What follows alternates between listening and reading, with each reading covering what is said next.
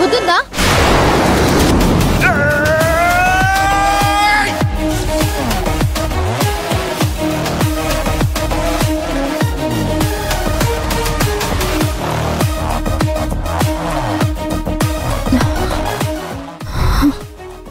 ఏంటి మేడం, ఏదో అనబోయి ఆగినట్టున్నారు? తిడుతున్నారా? పర్లేదు, తిట్టండి.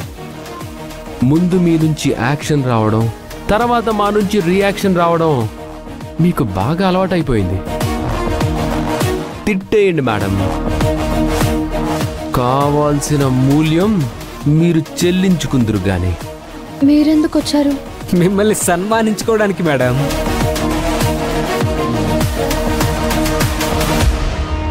అవును మేడం, శ్రీ శ్రీ శ్రీ మహారాణి శ్రీ కానిస్టేబుల్ మంజు గారికి తన విధి నిర్వహణలో సస్పెండ్ అయిన కారణానికి గాను మిమ్మల్ని కాస్త మా స్టైల్లో సన్మానించడానికే వచ్చాం. చూసేవరా వెంకట్, అది స్టేషన్కి వెళ్లకుండా రూటు మార్చినప్పుడే అనుకున్నానరా దీని రూటు మారబోతోంది అని.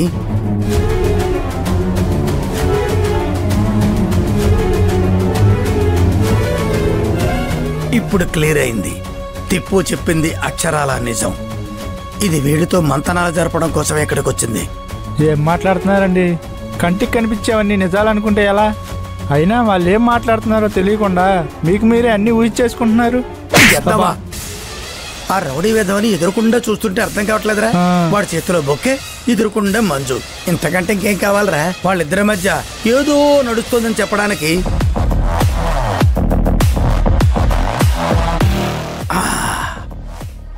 చెప్తా వీళ్ళ సంగతి ఎలా కాదు.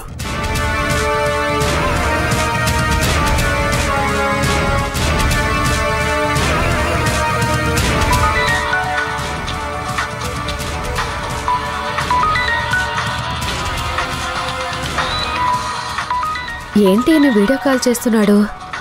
ఏమై ఉంటుంది?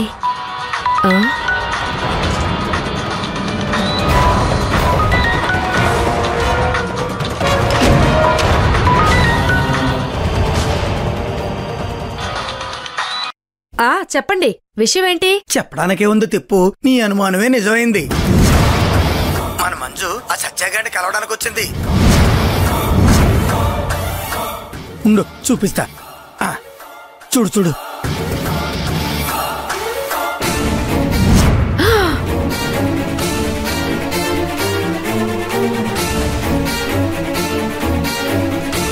చూస్తున్నావా ఇది ఇక్కడికి వచ్చి ఏం వెలగబెడుతుందో? చూస్తున్నా మొత్తం చూస్తున్నా. ఎంతకు బరి తెగించింది అది. ఇంట్లో మనందరి కళ్ళు కప్పి స్టేషన్ కను వెళ్ళి అక్కడ సత్యాగడతో కులుకుతుందా? అది కూడా నడి రోడ్డు మీద. ఇది ఇక్కడ వెలగబెడుతున్న బాగోతాన్ని సేఫ్టీగా ఫోటో కూడా తీసి పెట్టాను, మనకి ఎప్పుడైనా ఉపయోగపడుతుందని. మంచి పని చేశారు. కానీ ఫోటో ఒక్కటే కాదు, వీడియో కూడా తీయండి. దానికి మనం ఇస్తున్న మర్యాదలు తక్కువైనట్టు అనిపిస్తుంది. మనం ఇచ్చే మర్యాదల డోస్ పెంచడానికి ఆ వీడియో మనకు బాగా పనికొస్తుంది. అలాగే తిప్పు, నువ్వేం చెబితే అదే. ఉంటాను.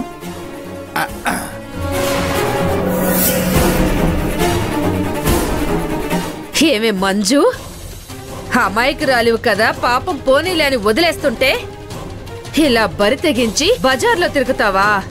చెప్తా. దీనికి నువ్వు భారీ మూల్యం చెల్లించుకోవాల్సిందే.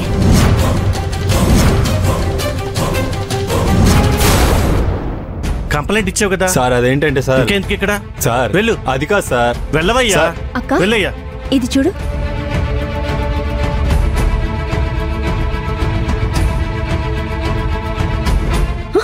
అయ్యో,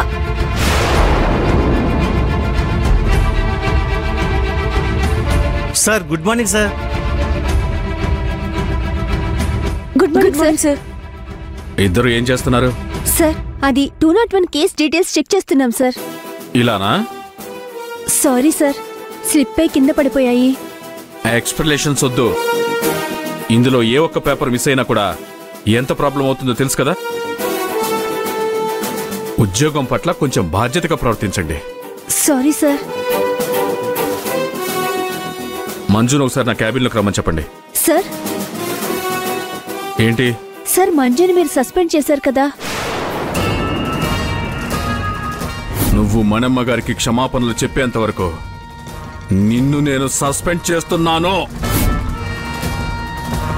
సరే సరే, ఈ పేపర్స్ వర్క్ అయిపోయిన తర్వాత నువ్వు ఒకసారి నా క్యాబిన్కి రా. Okay sir.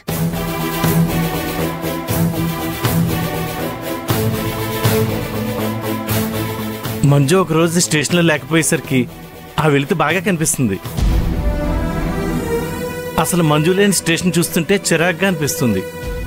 అదే మంజు ఉండుంటేనా వెతుకుదామన్నా కూడా ఒక్క చోట కూడా దుమ్ము కనిపించదు. ఇప్పుడు చూడు, ఎక్కడ వాటర్ బాటిల్స్ అక్కడే ఉంటున్నాయి, ఎక్కడ చెత్త అక్కడే ఉంటుంది. అవును బాబాయ్, నువ్వు చెప్పింది అక్షరాల నిజం. ఏం చేస్తావ్? తన తలరాత అలా రాశాడు ఆ దేవుడు. అయినా ఎందుకో మంచి వాళ్ళకి దేవుడు ఎప్పుడు ఇలా చేస్తూ ఉంటాడు.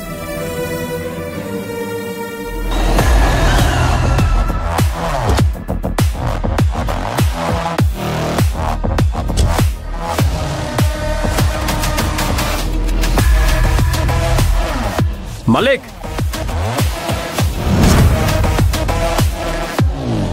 సత్య,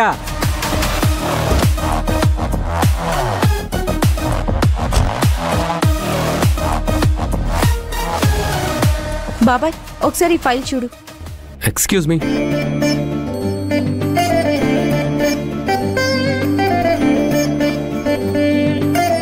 సిఏ గారు వచ్చారా? హలో, సిఏ గారు వచ్చారా? వచ్చారు.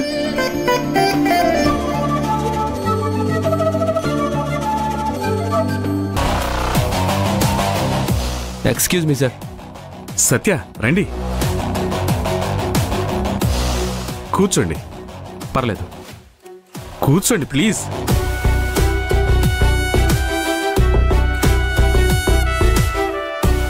అమ్మగారు ఇప్పుడు బాగానే ఉన్నారా? అదే, తన తలకి గాయమైంది కదా. బాగానే ఉన్నారు సార్. కాకపోతే తన మనసే ఏం బాగోలేదు. ఎందుకు? ఎందుకంటారేంటి సార్? మీరసలు ఆ పులి మేడంని సస్పెండ్ చేశారా? చేశాను కదా, మీ ముందే. నిన్న గొడవ జరిగినప్పుడు కూడా మీరు అక్కడే ఉన్నారు కదా. మీ ముందే కదా తనని సస్పెండ్ చేశాను. ఎందుకు అలా అడుగుతున్నారు? ఓహో, ఈ విషయం మీకు కూడా తెలీదన్నమాట. మీరే తనని సస్పెండ్ చేసినా కూడా తనింకా యూనిఫామ్ వేసుకొని బయటే తిరుగుతుంది. మేము అడిగితే నేను ఏదైనా చేస్తాను, అడగడానికి మీరెవరు అన్నట్టు మాట్లాడారండి. ఏం మాట్లాడుతున్నారు? మనమ్మ గారికి క్షమాపణ చెప్పేంత వరకు తనని సస్పెండ్ చేస్తున్నానని చెప్పాను కదా. అయినా తనలా చేయగలుగుతుంది? సార్, ఈ విషయం మీకు తెలుసు, మాకు తెలుసు, కానీ జనాలకు తెలియదు కదా సార్. ఉద్యోగం పోయిందని మార్కెట్ దగ్గర యూనిఫామ్ వేసుకొని జనాల దగ్గర డబ్బులు వసూలు చేస్తుంది.